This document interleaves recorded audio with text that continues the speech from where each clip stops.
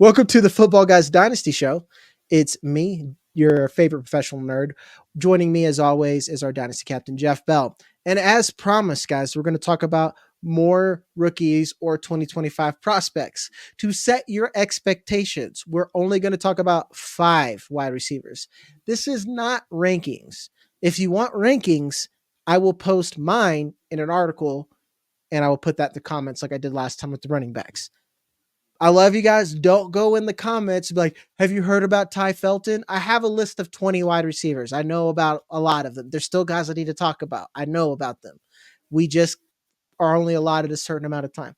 All right. All the housekeeping is done. We're going to talk about our first guy here, Jeff. It's Travis Hunter. Let's get the first question out of the way.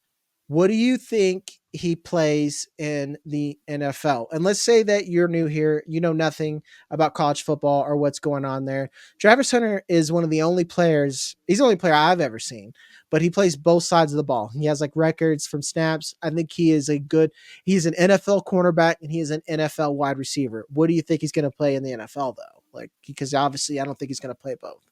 This is where our age starts to show, because I'm old enough to vividly remember Chris Gamble from Ohio State, and Chris Gamble would play every single snap on offense and every single snap on defense. Now, it was completely different on offense because Travis Hunter is playing in a spread offense. He's the primary receiver in this offense.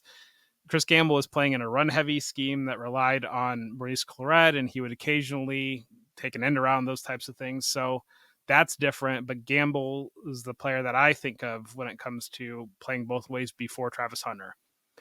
What's he going to be in the NFL? I think he's going to be a receiver, to be honest. I think that receivers are valued a little bit higher than cornerbacks. When you look at the money, you look at that's where that's going, you look at just the league trends. I do think receiver is valued higher than cornerback. I think he's got excellent ball skills when it comes to, obviously it shows up on both sides of the ball. I mean, I think the athleticism certainly there to be able to be a wide receiver. I think he's got everything in the package to be a number one receiver in an NFL offense. And I think that teams will value that more than a potential shutdown corner, because even who's the best shutdown corner in the NFL right now? First off, I mean, Pat Surtain, but sometimes Sauce Gardner, maybe yeah. Gardner, and you're kind of like, now who's the best wide receivers in the NFL? Yeah, we can name them. And it's like, I mean, we we are a fantasy show, but yes, like it's, yeah, and that works throughout the league. And I think when you look at just your earning potential, your marketing potential, all of those are so much higher on the offensive side of the ball. And don't you think that another guy that played a little bit both ways, Deion Sanders, played a little bit on offense, and so he knows some things, that he's got some guidance for Travis Hunter there. And I love that you gave me the perfect segue, because that's actually what I was going to say. I was like, I think he's the reciprocal of Deion Sanders. Deion Sanders was a shutdown corner, but in situations he would go over, or if you need a big play or something, he would go over and play wide receiver or do whatever because he was that athletic. I think Travis Hunter is going to be an every down wide receiver, but I think on third down, you're going to see him go out there at cornerback, especially in like the nickel situations. And no matter what, like depending on what team you are, you might have 3 solid corners out there, and he plays tough. He can play tackle. And I think that is the usage that you're going to see with him. And then on top of that, with Deion Sanders, I wanted to bring up is Deion Sanders is a businessman. And he said he's going to make him money, so where's the money at? It is wide receiver right now. If you get drafted as a top 5 pick as a wide receiver, boom, you made your money. Now the cornerback stuff, that's gravy for when you're going to, for when you renegotiate or whatever accolades that you want. If you're Travis Hunter, because legacy and stuff matters to these players as well. So I don't know about you. I have mocked him to the Panthers, because we talked about a little bit about this last show about being devoid of talent. The Panthers need a lot of talent everywhere, and Travis fixes like 2 problems. You already got JC Horn out there.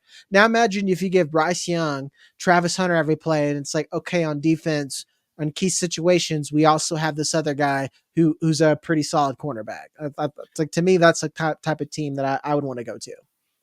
I think because of having that dual threat potential, more than most, probably more than most skill players or more than most quarterbacks, I think it's incredibly important that he lands with the right organization, because Mhm. I think that this, if you're going to really try to work him both ways, this has a lot of potential to go wrong, because there's not really a roadmap here. And so you're moving into some uncharted territory. I mean, looking at teams that are going to be at the top of the draft, when you look at ownership, I feel most comfortable with the Giants ownership. I don't know if I'm there with the GM and the coach. I definitely feel more comfortable with the Giants ownership than the Jaguars ownership, the Raiders ownership, the Titans, the Browns. I mean, I think it's night and day on what the Giants could potentially do, and especially when it comes to marketing potential in New York. Just, I mean, when you look at, I mean, the Giants would probably be the perfect organization, because having Malik Neighbors instilled there, you would be able to, like, the pressure wouldn't be on Hunter to be that number one wide receiver. He would be the number two wide receiver, or the one B wide receiver, but also the cornerback. They have decent young cornerbacks, and so everything wouldn't come down on him on cornerback either. And like that to me feels like the best potential landing spot when you're looking at the very tippy top of the draft. I agree with you as far as landing spot, but I don't think it happens because everything you said, and I don't want to give spoilers. That's why I've been mocking Shadur Sanders to the Giants, because I think if you think about landing spot, okay, you guys got Malik Neighbors, Tyrone Tracy, Theo Johnson, somebody, Wandale Robinson, somebody. You can get this wide receiver draft is deep enough where you can get a wide receiver 2 or 3, maybe depending on who goes back to school or not, and And then you and or get and, something in the free agency. and then you see Dion work it so that somehow the Giants are able to get back up there and get both of them, and everybody's happy. Do you think that who would you have to give up though? You had to give up the world. I mean, you'd Well, have right to now, give up your second, your first next year, maybe another first. That's Daniel Jones is going somewhere. You're probably trading here you Dan. go. You can have Daniel Jones, and we'll give you Devin Singletary, and here's they give him throwing picks. Um, and there's everything aside, guys. I know a lot of folks have a lot of problems with Colorado and what they are off the field. I don't think it's as dramatic as what you guys think it is. They're not a locker room cancer. If anything, I think the whole locker room is just fits into the swag, and they've all kind of bought into it. That who is his dad? Everyone's just like Shadur's an asshole. Does it? Oh, sorry, Joe. Does everyone think that Deion Sanders was wearing a priest collar out there or something? Like, who is his dad? And if you're good enough, as long as you are not an actual bad person, most of the time, and even if you're actual bad person, they will look the other way. Shout out to Deshaun Watson. I mean, I'm not trying to like bring that up, but I think you overweight that as much as possible, as much as you can, just because you're on Twitter or chronically online, and you need to throw that away. Because I think I told you this. I know, or I told Alfredo. It's a I don't see any of those problems when I'm watching all 22 film. There's no sound. All I see is who these players are. And Travis Hunter is a special athlete, and he knows how to get open. He reminds me of a smaller Brian Thomas Jr., where you talk about these guys that move better. You could tell that Travis Hunter is the best athlete on the field at all times. yeah, and so much perception around Deion Sanders. It kind of misses.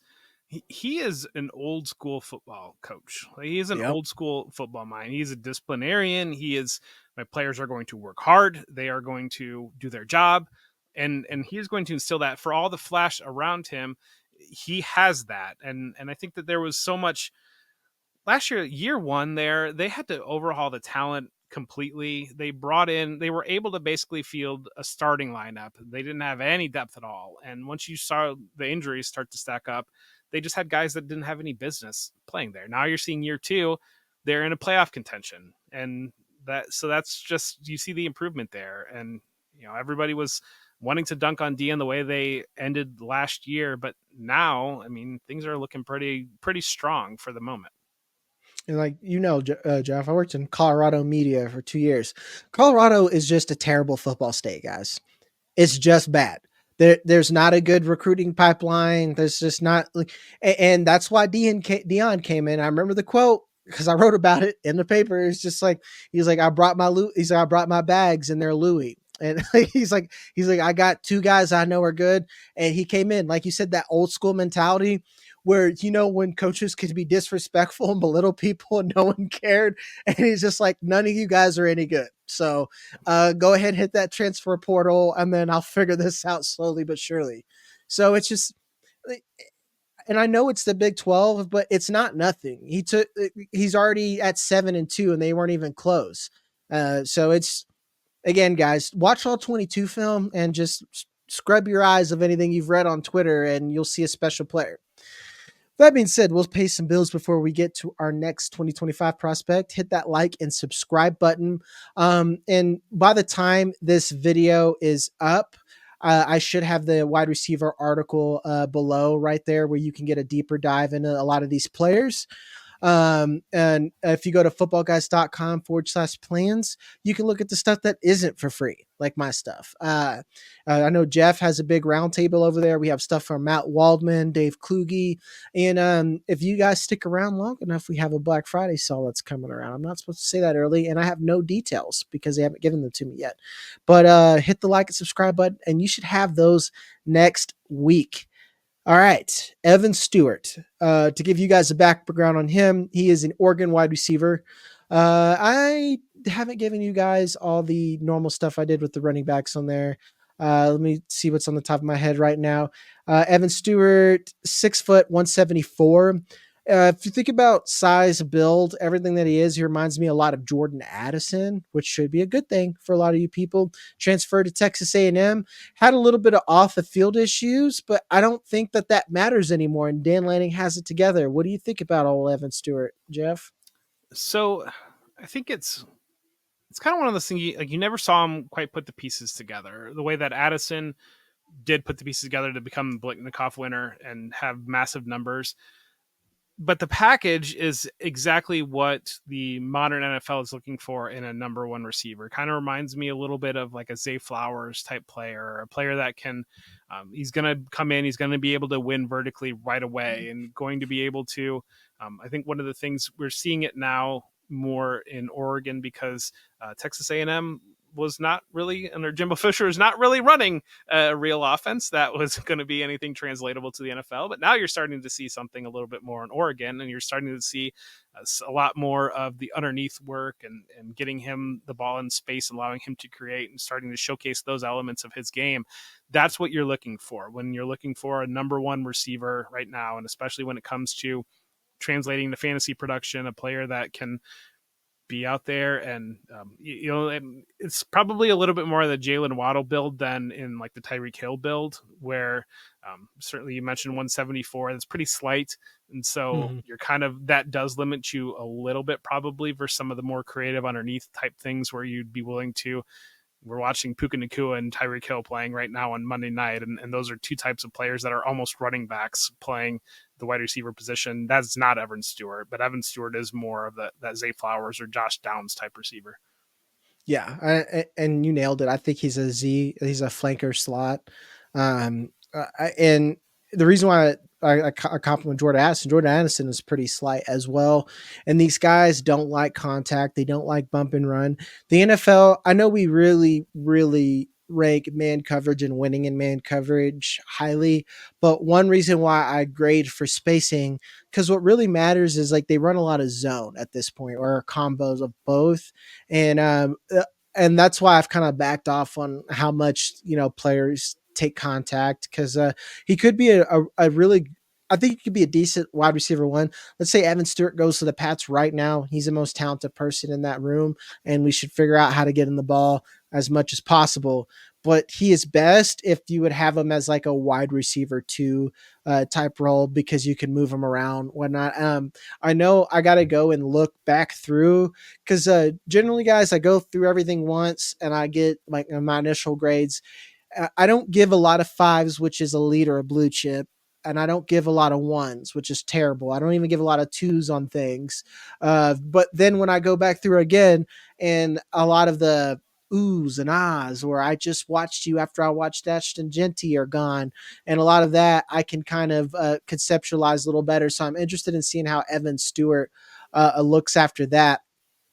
I know um, it's weird with this wide receiver class is we have three guys that I think are pretty good, and then everyone else is like this the same. They're all grading out the same, and that's not because they're the same profile, but they're all top in top in round two guys. I feel like that's how I feel like Evan Stewart is. So I think Evan Stewart's definitely going to go in the first round. you think so? Yes. Mm. Do you like him better or worse than Isaiah Bond? I would have to watch them both a little bit more to get there. Noted. Noted. Next is someone that I know you have watched a lot of. That is Emeka Egbuka. He's a player that I really struggled with. Uh, and I know I'm way far against the consensus. So, Jeff, as the Ohio State guy, you've watched every game probably of his career. What do you think of Egbuka? I think he was hurt in 2023, which I think shades, if you're watching 2023 film, that shades what you're seeing there, and that's a big part of it. Um, I can hear an argument that he's not a top end athlete. I think he makes up for it in nuance. I think he's a little bit more nuanced than what people realize. I think he's strong after the catch. He is a natural with the ball in his hands, and especially he is more of that type of player we talk about.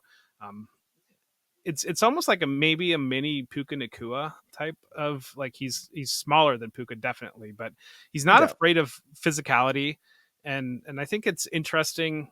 We had so much narrative around and well data too about what type of player Jackson Smith-Njigba was, and then we saw the last time he was on the field for the Seahawks, they didn't have DK Metcalf in, and all of a sudden Jackson Smith-Njigba was getting downfield, making plays, doing things that he had not done, and I think that Emeka Egbuka has that in his game too. And these receivers from Ohio State are trained very, very well. They understand exactly how to be NFL receivers. So from Egbuka, from what I've seen, he's not a player that's going to win on a 9 route. You're not going to send him downfield and he's going to blow the defense out. But he is the type of player that you can do these, these jet motions, and he comes out of the backfield and on like a those plays where he's leaks out into the flat and you get the ball in his hands and he makes a defender miss, and then he puts his face mask into a corner and gets a first down, and like those types of things I think are very much in his repertoire. Yeah, I was pretty low on him that he might be a day 3 guy, but that's again, like you said, it was a 2023 tape. 2024 tape, he's much more athletic, and I love what you said about Puka Nakua because that's exactly what I took from him. Is that he is not great at anything, but he is good at a lot. So when you grade like a 78, and I imagine when I go back through that might creep up to 80 for me, that is a solid player. And that doesn't tell like the whole story because he's just not blue in certain areas. And I don't think he's a wide receiver one just because of his skill set. And I don't think he's quite Puka Nakua, and I think that Puka Nakua's size has a lot to do with that as well. He's 6'2", Yeah. 220 and moves that well, and that's just something you can't coach with Egbuka. But I think that type of fit in McVay offense where you can move this guy around, if you could still crack block, I would love to see Egbuka do stuff like that. And I really see a Debo type player, and I wish we could find a better word for that instead of just comparing him to Debo. Because again, Debo is like 6'3", 220 as well. He's a really big guy. But Egbuka has that same usage as well because he's not a crispy route runner. He's not going to burn you on 9 routes, but he's probably one of the best blockers in this class. Ohio State might be the best blocking skill group I've ever scouted, I think, just as a group. Yes, they're excellent at blocking those types of things. That it really translates, and they understand how to play the subtle nuances. There is a word for it, and I completely went blank on it. I know Urban Meyer would always call them the H back, and it would just drive me nuts because the That's H not what back an in my H-back. mind is like a Chris Cooley type of like a tight end, like fullback hybrid. But Urban would always call them the H back. But there's literally a position in college football where it's like the RPO, the spread option that is kind of hybrid wide receiver running back type position is a thing, and I'm just blanking on the terminology right now. I know for me in coaching and in like the school, because like whenever I helped with offense, I was like, here's what this is called. But that's because like what I was taught in high school was S back. You're a slot back at that point where you move around, and like in high school you can crack block. So if you couldn't crack block, if you're a bad blocker, they sometimes they would have us like in like a zone play blocking between the tackles like we're a fullback in there, and like to me that's where I see Egbuka. So I think he's one of these players where fit is everything, where he could be, let's say, a better NFL player than he is a fantasy asset. There's that scenario, but there's another scenario where he could be a top 25 dynasty asset. And I've really had to take the Chris Ballard method of things. And I know you've said this is like, what do these players do well and don't focus on so much of the things that they can't do, you know? Yes. Next player, I've been shouting from the rooftops about him for a while. It's Xavier Restrepo. This guy right now he's my best. He's the best route runner, and as far as what I've seen in the class, super crispy. He's tough.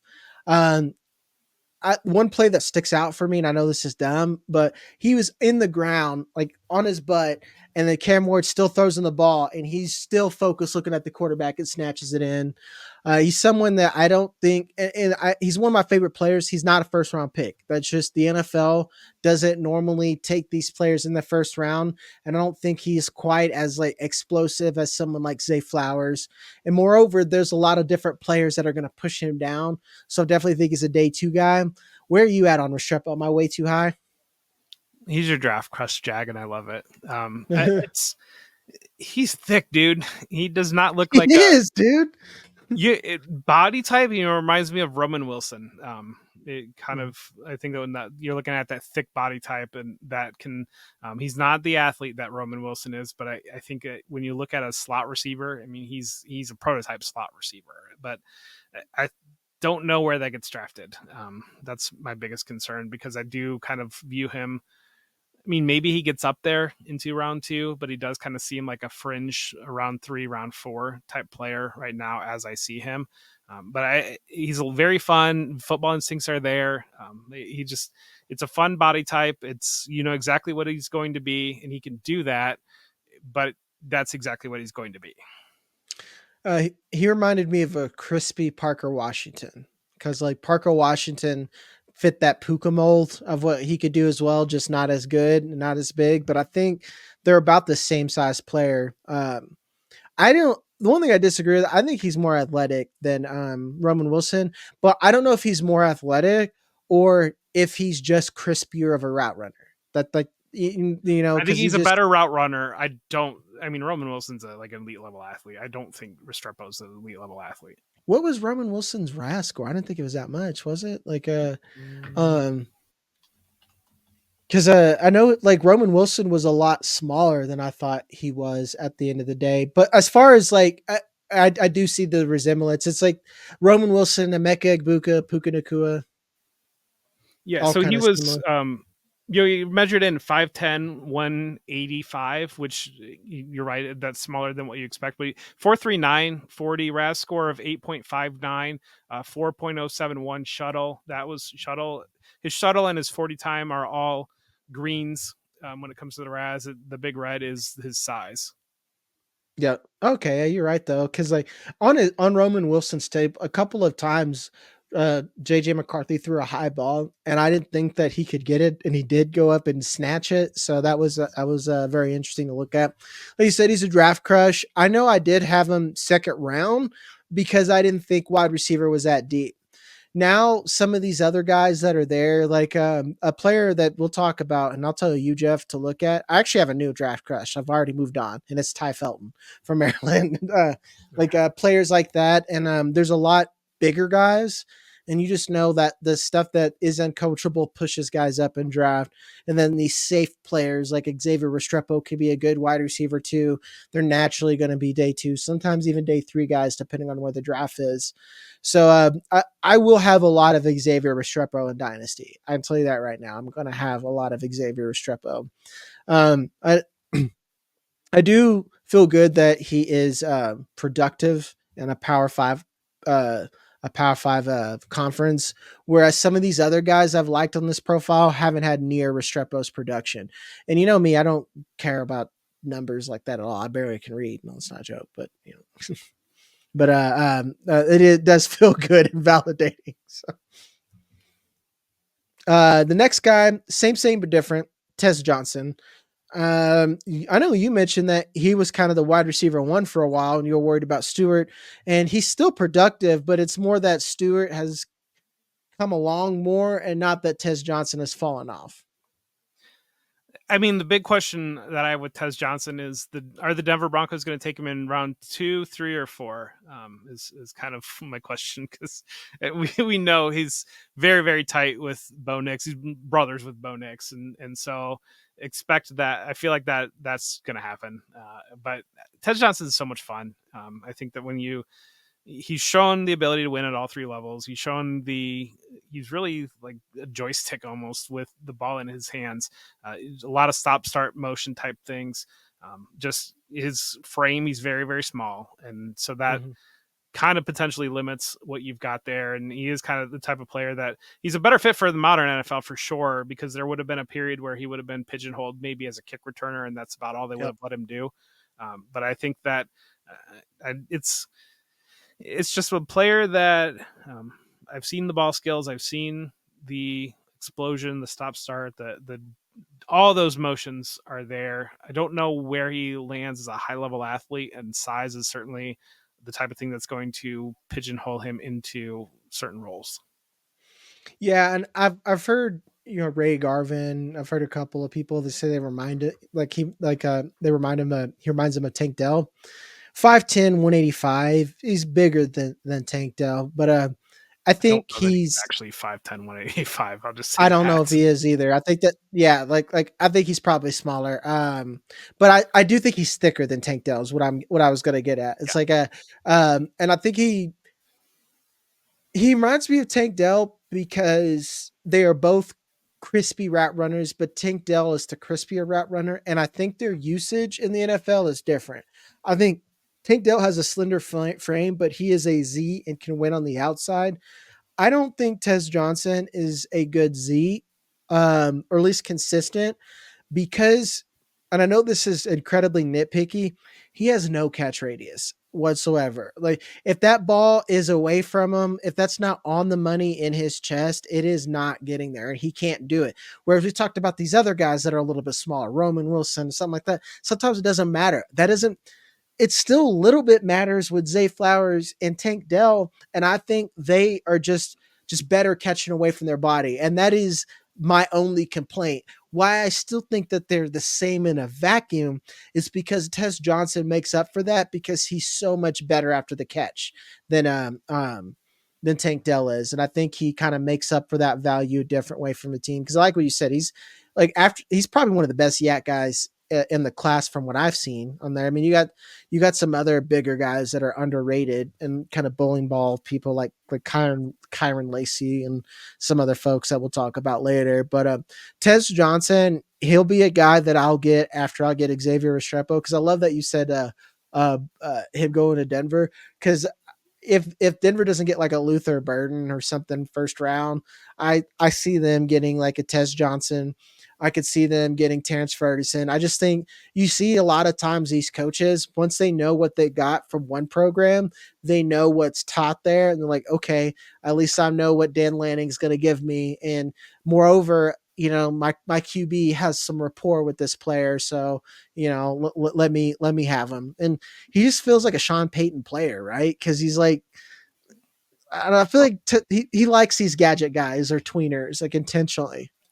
That, and I mean, he's Bo Nix's adopted brother, and you can just, if you see Sean Payton talk about Bo Nix, it is clear that Sean Payton has so much man love for Bo Nix, and I just feel like this is the type of thing of like, I know this is your dude. Let's make sure. Are you talking about for real adopted brother? Yeah, yeah, Oh, I didn't know that. Oh, okay. I thought yeah. you meant just like their brothers, like homies brothers. Oh. No. Tez Mm. Johnson, he grew up in not the best situation, and Bo Nix's family adopted him, and Oh, so that's awesome. I didn't know that. yeah, Yeah, yeah, yeah, that's a fun story. Yeah, okay, definitely. That's yeah. I don't why he's probably going to be a Bronco or something. yes. That's last name. He's going to be a Bronco, They're going to be the Denver Ducks. What it's all pretty much. I mean, yeah. that Troy you see what Franklin. Oregon's building. That's not the worst thing in the world. No, it's not. Like again, like talking about defense, Jabbar Muhammad is one like who's kind of like brought the cornerback position a lot because like cornerback's not very deep. You know, like, that's a story of the draft. There's a lot of top end talent everywhere, but there's not a lot of depth. Jabbar Muhammad is like another one where you're not used to Oregon having defensive players all the time, and you know, but Dan Lanning, you almost think he should have got the. Do you think he should have got the Alabama job over Kalen DeBoer? Oh, I mean, I would back the Brinks truck up for literally any job, like big time job for Dan Lanning. Dan Lanning would be my number one choice in college Yeah. football for any, Yeah. and that's including that guy down in Athens, Georgia, that's doing some things. I would Dan Lanning would be my 1A with a bullet choice for any head coach in college football right now. Hey, Arkansas needs a guy. I don't think that Brinks truck is big enough for him. No, I don't, man. Like, unless Jerry Jones opens up the bank or something like that. But that is our preview. Again, guys, we're only talking about 5. We're spreading these out. This is a series. We probably know or will know about the guy you mentioned in the comments. If you want to mention him anyway, cool. Or just give me a player that you don't think I know. Just give me that. Like, tell me that. Just be nice about it. Like, you could tell me, like, hey, there's this guy, but don't treat me like I'm dumb because I'm like only talking about 5 If he's people. got 1,000 yards at a Power 5 school, then there's a good chance we know about it. Yeah, yeah, exactly. It's like pretend that we do this for money, is what I'm saying. All right, guys. As always, I am your favorite professional nerd, Jagger May, and that's our Dynasty captain, Jeff Bell. We'll have one more show this week, our trade show, and those are being pulled from the interwebs, specifically Twitter. I will start pulling those from the comments for next week. So if you got any trades or trade questions, go ahead and put those in there. And normally I'll take a day and go back through and answer as much of those as possible, even if you don't make the show.